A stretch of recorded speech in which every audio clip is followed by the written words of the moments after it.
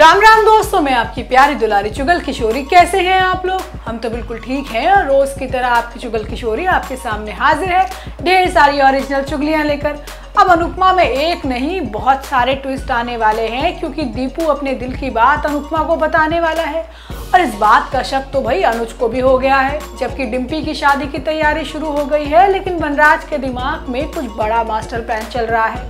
जबकि ये रिश्ता क्या कहलाता है में अभीरा के लिए माधव ने घर छोड़ने का फैसला ले लिया है और दादीसा के मुंह पर उनकी कमियां गिनवा दी हैं।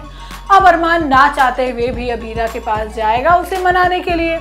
वहीं गुम है किसी के प्यार में सुरेखा ने सभी के जाते ही अपना असली रंग दिखा दिया है और अब वो रीवा को भड़का रही है कि यही मौका है कि वो ईशान को अपना बना ले।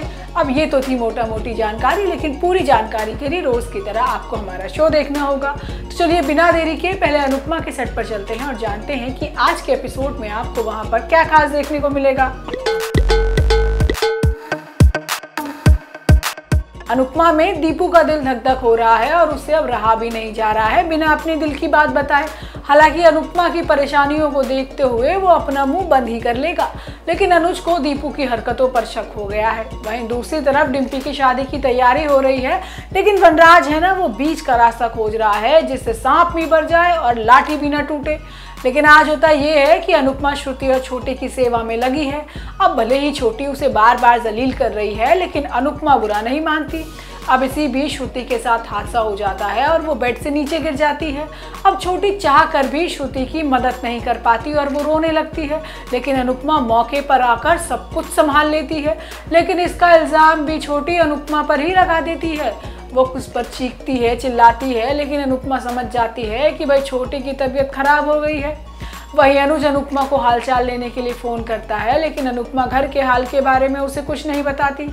वहीं दूसरी तरफ टीटू और डिम्पी का रोमांस चल रहा है। अब टीटू डिम्पी से शादी की बात से ही खुश है। अब दोनों एक साथ रात में क्वालिटी टाइम बिताते हैं।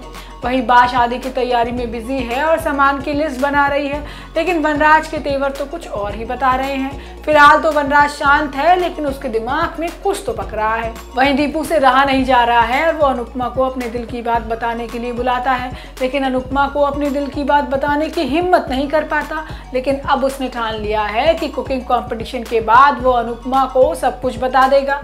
लेकिन आगे आने वाले एपिसोड में अनुज और अनुपमा की नजदीकियां बढ़ने वाली हैं। वहीं ये रिश्ता क्या कहलाता है में माधव ने अभीरा को बेटी माना है, तो वो उसका साथ भी दे रहा है। अब इतना ही नहीं, उसने तो दादीसा को उसकी औकात भी दिखा दी है कि उसकी वजह से ही घर बर्बाद हो रहा है। लेकिन दादीसा तो चिकनी मिट्टी की बनी है, जिस पर किसी भी बात का कोई असर नहीं होता। वहीं दूसरी तरफ अभीरा को अरमान की याद सता रही है और वो चाह कर भी अपना ध्यान नहीं हटा पा रही। लेकिन आज होता ये है कि एक तरफ अभीरा को अरमान की याद सता रही है, तो दूसरी तरफ अरमान भी अभीरा को याद कर रहा है, लेकिन दोनों ही एक दूसरे को भुला नहीं पा रहे। वहीं घर में अभीरा को लेकर बवाल हो गया है, क्योंकि माधव ने बगावत कर दी है और अब दादीसा को उनकी औकात भी दिखा दी है। अरे माधव ने ऐलान कर दिया है कि जब तक अभीरा घर में नहीं आती तो वो घर में वापस नहीं आएगा। अब माधव साफ साफ कह देता है कि अभीरा और अरमान की शादी पूरे रीति रिवाज के साथ हुई थी और ये शादी बाकी शादियों की तरह ही पवित्र है, इसलिए इस शादी को तोड़ना गलत है। अब इतना सुनने के बाद तो दादीसा भड़क जाती है और माधव पर हाथ उठा देती है, लेकिन अरमान रोक देता है। अब दादीसा अरमान को बीच में ले आती है और कहती है कि जो गलती सालों पहले माधव ने की थी, अब वही गलती अरमान ने की है।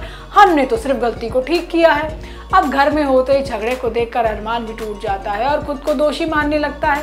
लेकिन आगे आने वाले एपिसोड में बड़ा ट्विस्ट आने वाला है, क्योंकि अभीरा को पुलिस पकड़ के ले गई है और ये बात टीवी पर भी फैल गई है।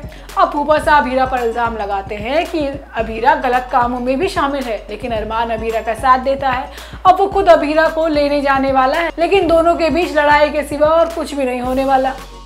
वहीं गुम है किसी के प्यार में सभी और ईशान के बीच चीजें ठीक होने की बजाय और ज्यादा बिगड़ती जा रही हैं। अब दोनों एक दूसरे का मुंह नोचले ऐसी हरकतें कर रहे हैं।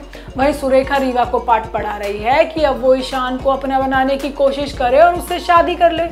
अब सुरेखा से ज्यादा और कोई खुश नहीं है सभी के जाने पर। उसे तो लग रहा है कि बिना मेहनत के ही सभी नाम की बला टल गई है।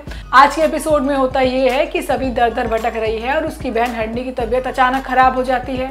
अब सभी देर से पहुंचती है, लेकिन ईशान समय पर पहुंच जाता है, जहां हरनी की हालत में सुधार हो रहा है। अब सभी खुश है, लेकिन अब 4 लाख का बिल देगा कौन? अब ईशान बिल देने की बात करता है, लेकिन सभी भड़क जाती है और कहती है कि पैसों से पाप को कम नहीं किया जा सकता। लेकिन ईशान सभी को शांत रहने के लिए कहता है, लेकिन फिलहाल सभी खुद बिल भरने की बात कहती है। वही सुरेखा ने सभी का सारा सामान घर से बाहर फेंकवा दिया है और वो रीवा को समझा रही है कि वो ईशान को रिझाए, क्योंकि अब सभी से भी वो प्यार नहीं करता और इससे अच्छा मौका उसे दोबारा नहीं मिलेगा। तो दोस्तों, ये तो थी आज के तीनों सीरियल की पूरी जानकारी। आपको हमारा शो कैसा लगा हमें लाइक कमेंट करके जरूर बताइएगा, और अगर आपने हमारे चैनल को सब्सक्राइब नहीं किया है तो याद से वो भी कर लीजिएगा। हम आपसे फिर मिलने आएंगे इसी समय पर नई जानकारी के साथ। राम राम।